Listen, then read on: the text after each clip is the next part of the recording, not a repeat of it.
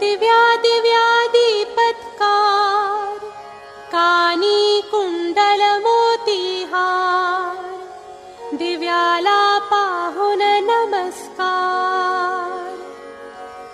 दिवा लावला तुळशी पाशी, उजेड पडला विष्णू पाशी.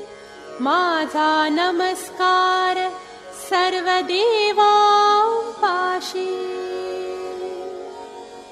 घरातली पीडा बाहेर जावो, बाहेरची लक्ष्मी घरात येवो. घरच्या धन्याला उदंड औषधे